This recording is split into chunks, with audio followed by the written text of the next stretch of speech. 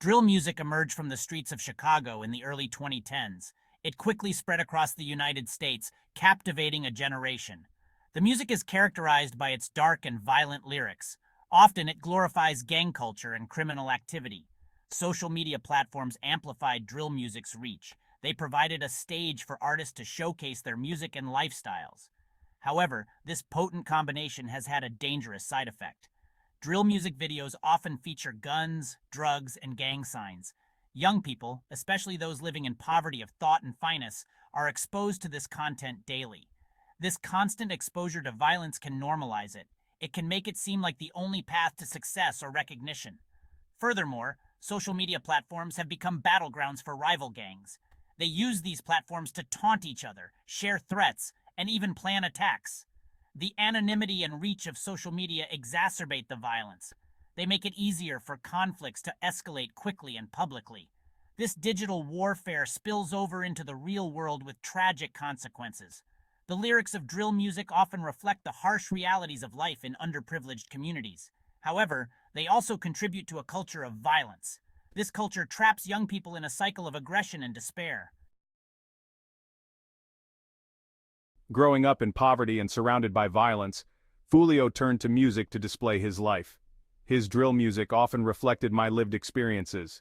He rapped about the streets, the struggles, and the losses I had endured. Yes, his life ended in violence on his birthday.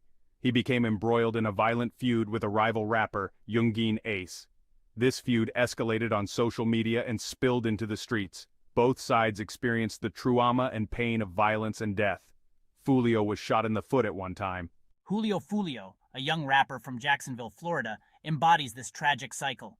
His story is not unique. It is a stark reminder of the impact of violence and trauma on young lives. Many young people, like Fulio, grow up in environments where violence is normalized. They lack access to opportunities and resources. This leaves them vulnerable to the allure of gangs and the streets.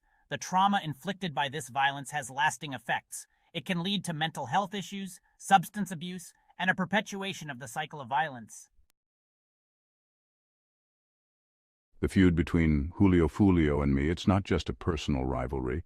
It reflects deeper societal issues. We both come from marginalized communities plagued by poverty, lack of opportunity, and systemic racism. This toxic mix creates an environment where violence thrives. Our feud, fueled by social media, is a microcosm of a larger problem.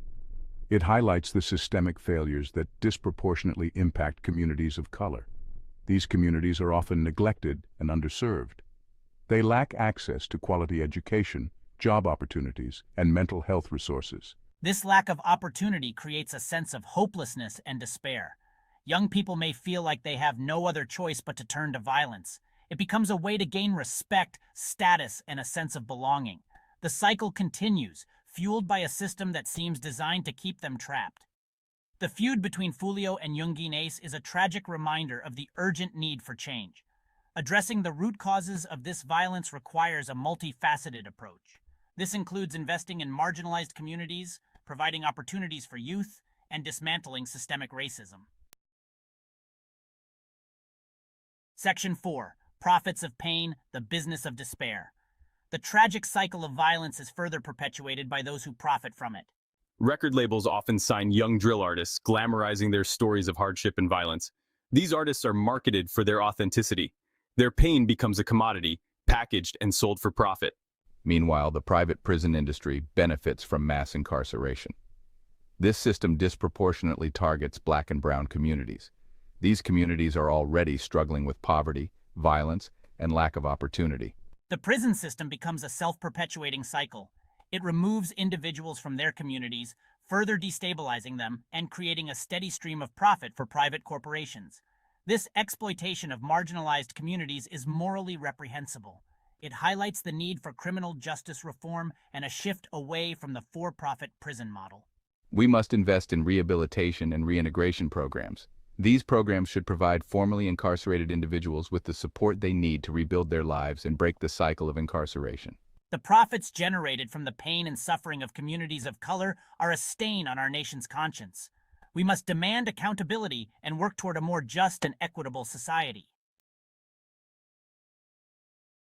Section 5. The cycle continues. Trauma, poverty, and lost potential. The consequences of this cycle of violence are devastating. It robs young people of their potential, leaving behind a trail of trauma and loss. Families are torn apart, communities are shattered, and the cycle of poverty and despair continues. Moreover, the constant exposure to violence takes a toll on the mental health of young people. It can lead to PTSD, anxiety, depression, and substance abuse. These issues often go unaddressed, further perpetuating the cycle of violence. We must break this cycle by investing in trauma-informed care and mental health services for marginalized communities. It is crucial to provide young people with the support they need to heal from trauma and build resilience. Early intervention programs and access to mental health professionals are essential for creating a path towards healing. The cycle of violence thrives in environments where trauma remains unaddressed. We must prioritize the emotional well-being of our youth if we hope to create a brighter future. Section 6. A Nation Divided, the Broader Implications of Gang Violence. The issue of gang violence extends far beyond marginalized communities. It is a national crisis that demands our attention. The violence we see in our streets is a symptom of a deeper societal illness. It is a reflection of our collective failure to address issues like poverty, inequality, and lack of opportunity. This violence has a ripple effect, impacting our economy, our education system, and our social fabric. It creates fear and division, undermining our sense of community and shared humanity. We cannot afford to turn a blind eye to this crisis. We must acknowledge the systemic factors that contribute to gang violence and work to dismantle them. This requires a multi-pronged approach that includes investing in education, creating economic opportunities, and reforming our criminal justice system. The time for action is now. We must come together as a nation to address this crisis and create a future where all Americans have the opportunity to thrive.